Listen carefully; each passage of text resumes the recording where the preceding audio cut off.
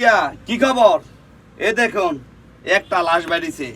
এই যে চৌহদের মাপ দেখেন, বাস ডাব কবর দেয় যে মাপটা দেন করে, কিন্তু 4 ইঞ্চি ডাল দিলেই অপাই যে লাশটা বাইরে থাকে, যে লাশটা বাইরে দেয়।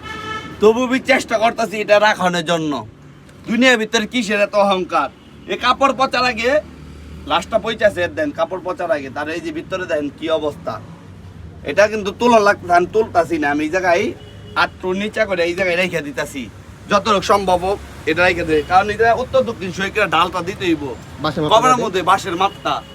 এটা তো কিন্তু তোলার প্রশ্ন পড়তেছে, এটা কিন্তু মিলতেছে না করে যে ডালটা দিতেছে আমরা যে 4 ইঞ্চি ডাল দিই, 6 ইঞ্চি ডাল দিই, যে এই সাইডে ডাল থাকবো, ডাল দিলেই বেবাই যায় পায়ের মধ্যে।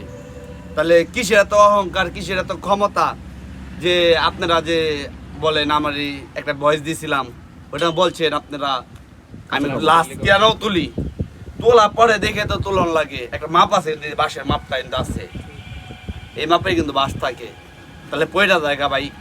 তার জন্য আমরা এটা নিচে রেখে দিতেছি কবরস্থানে। আমাকে 4টা ধাপ আছে, এটা ওইটা ফার্স্ট সিরিয়াল, এটা সেকেন্ড সিরিয়াল, আর এটা থার্ড, আর ওই যে 4 নাম্বার সিরিয়াল আছে 4। ওই সিরিয়ালে আমরা দেওয়া হয় প্রত্যেকটা বছরে দেওয়া যায়। এটা 1 বছর হয়ে আছে রানিং, প্রায় 7 বছর পর পর এক এক জায়গায় কবর হয়। আমরা যতটুকু ছোটতে দেখা 7 বছর 5 বছর পর পর এক এক সিরিয়াল আহে কবর দিতে দিতে। অনেক সময় জায়গা যেহেতু লাশ কই চাইয়া যায়, খালি হাড়গুলো রয়ে যায়। 3 পোড়ল কাপড়ে কাপড়টা থাকে, 3 পোড়ল কাপড়টা কিন্তু পইচা, তারপর লাশের বুকলে যে হাড় খায় মাটিতে, খাইতে তো অনেক দেরি হয়ে যায়, তার জন্য রয়ে যায়। অনেক সময় খায় ওঠে, দেখা যায় আগে ভাগে মাটি ভেঙে পড়ে হলে মাটির জুড়ে খায় ওঠে। তা দুনিয়ার ভিতরে যত বড়ই শক্তিশালী, যত ক্ষমতাই মানুষ হোক, তার ওই মাটির সাথে মিশতে হবে, আমাদেরও মিশতে হবে। ভুলভালটি যদি কোনো সময় হয়ে থাকে আল্লাহর রাস্তায় মাফ করে দেবেন, সবাই রে আমাদেরও মাফ করে দেবেন।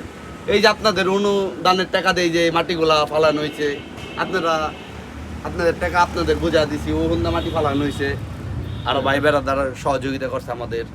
আপনাদের টাকাটা কিন্তু সঠিক জায়গায় ব্যবহার করা হয়েছে। সবাই ভালো থাকবেন, সুস্থ থাকবেন। আসসালামু আলাইকুম।